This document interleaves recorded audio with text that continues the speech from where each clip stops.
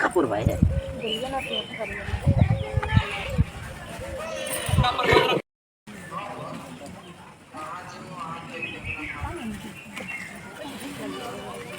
या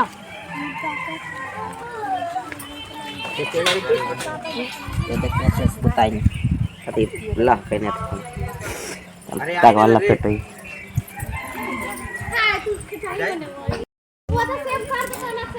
अलग से गाना सेव करेगा इसी गाना बजेगा तो सेव करेंगे वीडियो बनाएंगे घूम रहे हैं रुकिए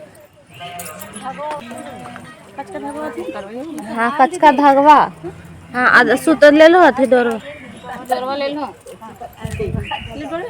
हाँ खाली डोरा अच्छा धागा तो लपता लग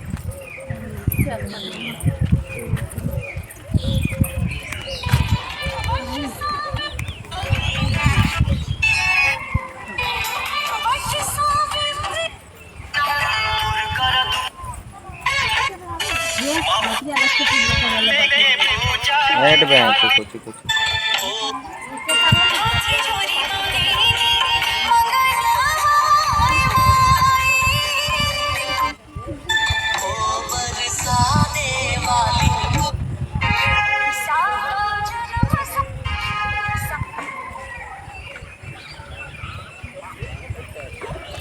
घर वाला थे कहाँ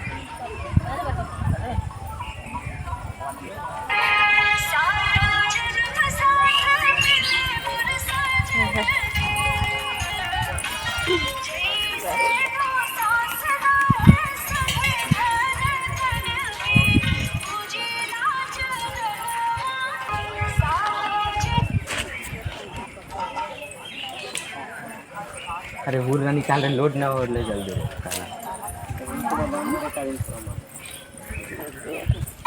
हाँ तो नहीं बनता तो कहो लोड ही नहीं हो रहा था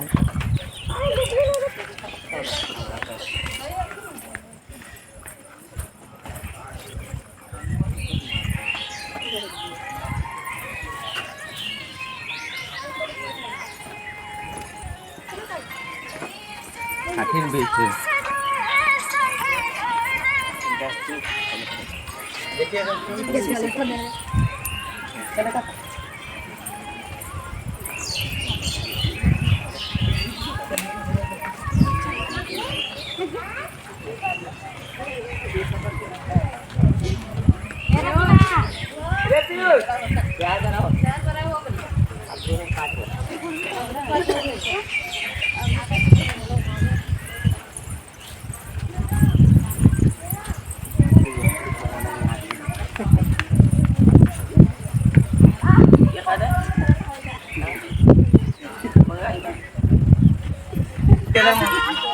यहाँ इधर आओ नहीं तो सुबह नहीं था खा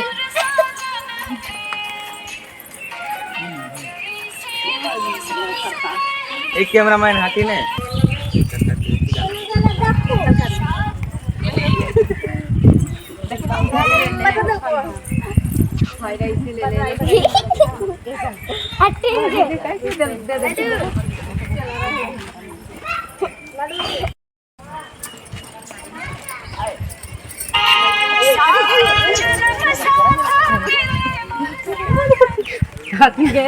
अभी बना जी बड़ी लेट से लोग ना फास्ट पूजा कर ले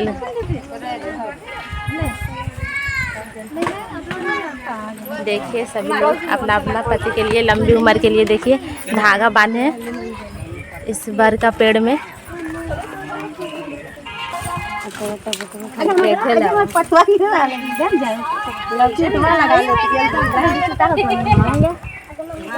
देखिए पूजा करने के बाद सभी एक दूसरे के बालों में ये बर का पेड़ का पत्ता लगा रहे हैं।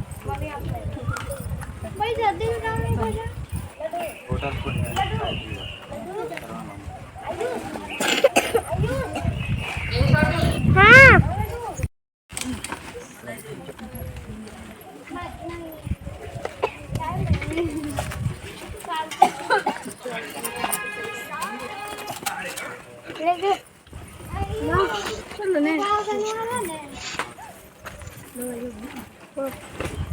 जैसा कि आप लोग देख सकते हो कितनी सुबह हो गई, हम लोग कब आए थे और अभी देखिए टाइम हो चुका है 5 बज चुका है। और अभी देख सकते हो कितना लोग, मतलब सारे लोग आ चुके हैं, भीड़ भी लग चुका है यहाँ पे। तो देख सकते हो अभी पंडित जी बैठे हुए हैं और थोड़ी देर के बाद में देखिए कथा सुनाएंगे। क्या बोलते हैं, वट सावित्री पूजा का कथा सुनाएंगे सभी को। जैसे सभी लोग पूजा कर लेंगे, इकट्ठे हो जाएंगे ना, तब कथा सुनाएंगे। तो हम लोग को खड़े खड़े पैर दुख गया था, तो इसलिए हम लोग बैठ गए यहाँ पे तीनों। यहाँ पे इतना अच्छा हवा चल रहा है कि मन कर रहा है यहीं पे तकिया चादर लगा करके सो जाए अपना आराम से। हाँ प्रीत, बहुत ज़्यादा एकदम बहुत ठंडा ठंडा हवा चल रहा है, बहुत ज़्यादा लग रहा है एकदम। हाँ, रोज आकर के यहीं पे खटिया बिछौना लगा के सोएगा। और डर भी है इस बात का, क्योंकि यहाँ पे पेड़ पे कैसे बोलते मधुमक्खी का बड़ा सा छत्ता लगा हुआ है। और सभी लोग जैसे पूजा कर रहे हैं ना, तो उसके मतलब आग का धुआं से वो उड़ ना जाए। अगर उड़ गया मधुमक्खी का छत्ता, फिर सबको आ करके डंक मारने लगे। इस बात का डर है। पूजा कर ले तो तभी कथा सुने वो घर में। हाँ तो वही तो, यहीं पे तो कथा सकते हो। पहले से ज़्यादा देखिए काफ़ी भीड़ हो चुकी है यहाँ पे, इतना सारे लोग आ चुके हैं पूजा करने के लिए। और देखिए मेरी भाभी लोग देखिए आ गई है पूजा करके यहाँ पे कथा सुनने के लिए, वट सावित्री पूजा का। अरे देखिए कैमरामैन फोटो खींचने में लगा हुआ है। भाभी लोग बैठ चुकी है यहाँ पे।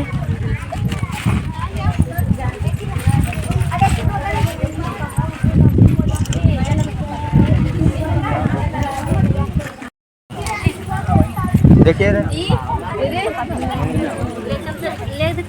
थोड़ी देखिए देखिए।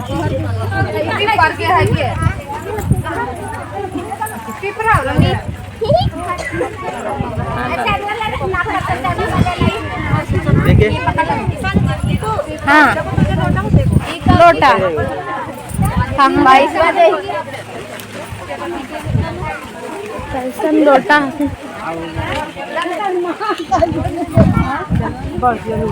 ये लोटवा के कर को लोटा। हाँ वो हमारा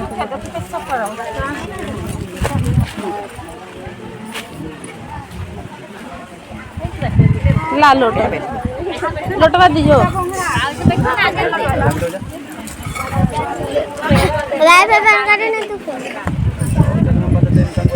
हाथ में चलो सब फूल ले।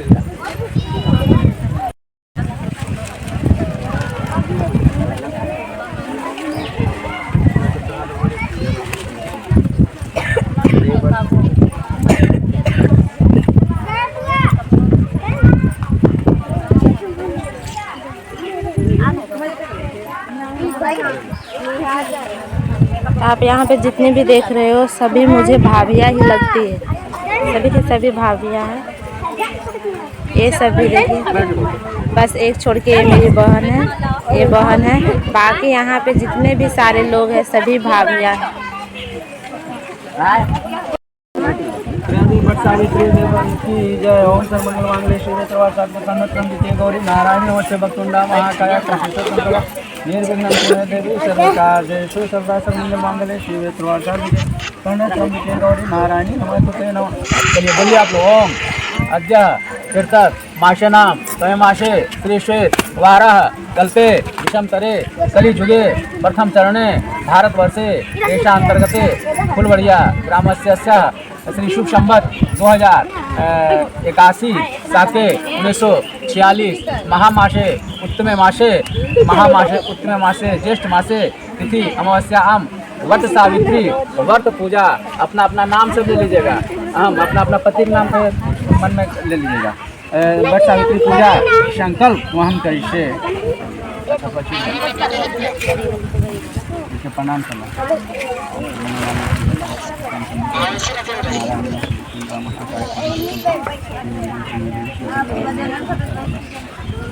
अच्छा हाथ में सिल ले लिया।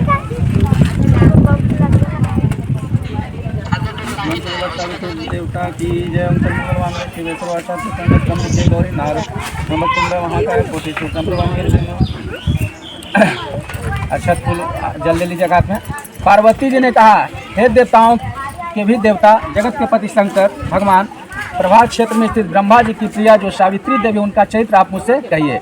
पार्वती जी कह रहे हैं कि सावित्री देवी का चरित्र आप मुझसे कहिए, जिसमें उनके व्रत का महत्व हो और उनके संबंध का इतिहास हो, एवं जो स्त्रियों के पतिव्रत को देने वाला, सौभाग्यदायक और महान उदय करने वाला हो। कह रहे हैं कि स्त्रियों को सौभाग्य देने वाला एवं सौभाग्यदायक वह कौन सा व्रत है, वह मुझे बताएं। तब शंकर भगवान ने कहा, हे महादेवी, प्रसाद क्षेत्र में स्थित सावित्री के असाधारण चरित्र को मैं तुमसे कहता हूँ। हे महेश्वरी, सावित्री स्थल नामक स्थान में राजकन्या सावित्री ने जिस प्रकार से उत्तम वट सावित्री व्रत का पालन किया, वह कहाँ किया था? मद्रास देश में एक धर्मात्मा, सभी प्राणियों के हित में तत्पर रहने वाला, राजधानी तथा राज्य में रहने वाली प्रजाओं का प्रिय अश्वपति नामक राजा था। मद्रास में एक अश्वपति नाम के राजा थे, जो कि क्षमाशील, संतान रहित, सत्यवादी और इंद्रियों को वश में रखने वाला वह राजा था। एक समय वह राजा प्रभाव क्षेत्र की यात्रा के निमित्त वहां पर आया। एक समय की बात है कि राजा वहां यात्रा के लिए आए। विधि पूर्वक यात्रा करता हुआ सावित्री के स्थान पर पहुंचा। वहां पर उस राजा ने अपनी रानी के साथ इस व्रत को किया। उस राजा ने वहां पर आने के बाद अपनी रानी के साथ इस व्रत को किया था, जो सावित्री के नाम से प्रसिद्ध, सभी प्रकार की कामनाओं को पूर्ण करने वाला यह व्रत है। यह व्रत जो करते हैं उनको सभी कामनाओं की पूर्ण होती एवं पूर्ति होती है। पूर्व भूलोक स्वरलोक किस्मत की साक्षात मूर्ति बनकर स्थित श्री ब्रह्मा जी की प्रिया सावित्री देवी उस राजा व्रत पर राजा जो व्रत किया तो उन पर क्या हुआ? सावित्री देवी प्रसन्न हुए। कमंडलों को धारण करने वाली वह सावित्री देवी दर्शन देने के बाद पुनः अदृश्य हो गई, और वहाँ सावित्री देवी उनको दर्शन दिए और दर्शन देने के बाद क्या हो गए? अदृश्य हो गए, वहीं लापता हो गए। और बहुत दिनों के बाद उसी राजा के यहाँ देवी के समान रूप वाली कन्या के रूप में उत्पन्न हुई। वही देवी के समान उसी राजा के यहाँ क्या हुई? देवी के रूप में उनका जन्म होता है। सावित्री की प्रसन्नता से प्राप्त तथा सावित्री की पूजा करने के बाद कन्या हुई। अतः राजा ने ब्राह्मणों की आज्ञा से अपनी उस कन्या का नाम ही सावित्री रखा। ब्राह्मणों को बुला करके वह कन्या का नाम क्या रखा? सावित्री रखा। वह राजकन्या सावित्री साक्षात शरीर धारण की हुई लक्ष्मी के समान शोभित हुई, बढ़ने लगी और धीरे धीरे सुकुमार अंगों वाली अब सावित्री उनके घर में क्या होने लगी? धीरे धीरे बढ़ने लगी, उनकी आयु धीरे धीरे बढ़ने लगी, जिसके मध्य भाग सुंदर और नितम भाग विस्तृत थे, और जो स्वर्ण की प्रतिमा के समान दिखाई पड़ती थी, वह कैसी दिखती थी? स्वर्ण की प्रतिमा के समान दिखती थी। लोग उसे देख कर यही समझते थे कि यह कोई देव कन्या है। जब सावित्री को लोग देखते थे तो लोग समझते थे हो न हो कोई क्या है? देव कन्या है। कमल के समान विशाल नेत्रों वाली एवं तेज से अग्नि के समान प्रज्वलित होती हुई वह सावित्री महर्षि भृगु द्वारा कहे हुए सावित्री व्रत को करने लगी। अब भृगु ऋषि जो बताए थे उनको कहने के बाद वह सावित्री व्रत करना शुरू कर दिया, जिसके आरंभ में सुंदर वर्ण वाली उसे उपवास करके सिर से स्नान की हुई सावित्री देवी की प्रतिमा के पास जाकर अग्नि में हवन करके ब्राह्मणों से स्वस्ति वाचन कराया। वह अग्नि में हवन करके ब्राह्मणों से पूजा पाठ करवा करके वह सावित्री व्रत को किया। उन ब्राह्मणों से अपशिष्ट पुष्पांजलि ग्रहण करके सखियों से घिरी हुई लक्ष्मी देवी के समान सुंदर रूप से सुशोभित हुई। वह राजकन्या पिता के समीप में जाकर चरणों में प्रणाम कर प्रथम प्राप्त पुष्पांजलि को निवेशित कर हाथ जोड़कर राजा के बगल में स्थित हुई। राजा ने जो अवस्था को प्राप्त हुई देखकर उसके विषय में मंत्रियों से सलाह लेकर राजकन्या से कहने लगा, हे पुत्री, तुम जोग वर देने के समय आ गया। मुझसे कोई तुम्हारे तेज घर्षित होकर तुम्हें मांगने के लिए भी नहीं आता, और मैं भी विचार करने पर तुम्हारी आत्मा के अनुरूप वर को नहीं दे पाऊंगा। अब उनके पिता कह रहे हैं कि हे पुत्री, अब तुम शादी के योग्य हो गई हो, अब तुम वर हो सकती हो। अतः हे पुत्री, देवताओं के निकट मैं जिस तरह निंदनीय न हूँ वैसा तुम करो। वह मैंने धर्मताओं पढ़ा है और सुना भी है कि यदि पिता के गृह में रहती विवाह के पहले ही जो कन्या रजो धर्म से युक्त हो जाती है वह शूद्रा के समान समझी जाती है, तथा उसके पिता को ब्रह्महत्या के समान पाप लगता है। पहले होता था कि 14 वर्ष के पहले में विवाह कर दिया जाता था, पहले के समय में, रजो धर्म के पहले में। लेकिन अब तो समय बदल गया है, पढ़ाई लिखाई होती है, उसके बाद शादी विवाह होता है। तो वही पहले की बात बताया जा रहा है कि रजो धर्म के पहले अगर शादी हो जाता है तो हमारे ऊपर दोष नहीं लगेगा। पिता बोले, हे पुत्री, मैं तुमको भेज रहा हूँ कि तुम स्वयं अपने जोग वर ढूंढ लो। वृद्ध मंत्रियों के साथ से जाओ और मेरी बात को मानो। वह बोले कि तुम अपने उपयुक्त वर को ढूंढो और हमारे मंत्री के साथ जाओ और वर को ढूंढ करके लाओ। इसके बाद जैसा कहते हैं वैसा ही होगा। ऐसा कहकर सावित्री घर से निकलकर राजकर्मियों के रम तपोवन की ओर चली। पिता की आज्ञा सुनने के बाद वह कहाँ चली जाती है? तपोवन में वर ढूंढने के लिए चली जाती है। वहाँ पहुँचकर माननीय दुर्जनों को प्रणाम कर सभी तीर्थों और आश्रमों में जाकर पुनः मंत्रियों के साथ सावित्री अपने गिरह पर आ गई और यहाँ पर पिताजी के समक्ष पवित्र देवर्षि नारद को बैठे हुए देखा। जब यहाँ पर आए तो देखे कि पवित्र कौन है? देवर्षि नारद जी बैठे हुए हैं। आसन पर बैठे हुए नारद जी को प्रणाम कर मुस्कुराती हुई जिस कार्य के लिए वन में गई थी सारी कथा उनसे कहने लगी। सावित्री बोली, हे देवर्षि नारद जी, साल्व देश में धर्मात्मा धूम्रसेन नाम से विख्यात एक क्षत्रिय राजा है जो देववश से अंधे हो गए हैं। वह एक देव राजा थे, वो क्या थे? अंधे थे। उस समय उनको छोटा सा एक बालक और उसकी माँ थी। ऐसे समय में अवसर पाकर उनका पूर्व वैरी उनकी नामक एक सामंत राजा ने उनसे राज्य छीन लिया था। अतः वह आज धूम्रसेन छोटे बच्चे के साथ लिए हुए अपनी स्त्री के साथ जंगल की ओर चल दिए। उनका वह पुत्र वन में ही बड़ा होकर परम धार्मिक शब्द बोलने वाला है। अतः अपने अनुरूप समझ कर मैंने उसे मन से ही वर्ण कर लिया। कह रहा है कि मैं शतवान था, शतवान को वर के रूप में संकल्प कर लिया हूँ और शतवान को ही मैं अपना पति मानूंगा। यह सुनकर नारद जी ने कहा कि हे राजन, सावित्री ने यह बड़ा कष्टप्रद कार्य कर डाला। अब नारद भगवान कहते हैं कि सावित्री ने यह जो है बड़ा कष्टप्रद कार्य कर डाला। कष्टप्रद कर डाला। वह सावित्री जो थी शतवान को वर के रूप में संकल्पित कर ली। ये वो वर को मालूम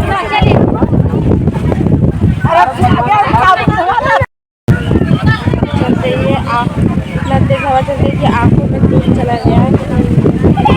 तो अभी मैं जा रही हूँ। कहने सरंगे गला देखिए मामी भी आ रही है। हाँ, वहाँ पे कथा सुना। हाँ, तो अब मैं घर जा रही हूँ क्योंकि खाना भी तो बनाना है। पर भाभी प्रीति भाग गई है घर खाना बनाने के लिए। तो भाभी तो यहाँ पूजा कर रही है, तो घर माता जी देखिए बर्तन। तो आप देखे ही होंगे कि माता जी बर्तन धो रही है, तो मैं जाती हूँ बर्तन धोने के लिए। तो हम आज का ब्लॉग यहीं पे लास्ट करते हैं, फिर मिलते हैं नेक्स्ट ब्लॉग में। तब तक आप हमारे चैनल को लाइक एंड सब्सक्राइब जरूर कीजिएगा और कमेंट्स तो भर भर के कीजिएगा कि आपको हमारा ये वीडियो कैसा लगा। कमेंट्स बॉक्स में ज़रूर बताइएगा, ताकि जहाँ पे मुझे जो मैंने मिस्टेक किया है वीडियो लेने में वो मुझे अच्छे तरीके से पता चले और अगली बार मैं अपने वीडियो को और भी ज़्यादा बेहतरीन बना सकूँ। इसलिए फिर मिलते हैं नेक्स्ट ब्लॉग में। तब तक के लिए बाय बाय।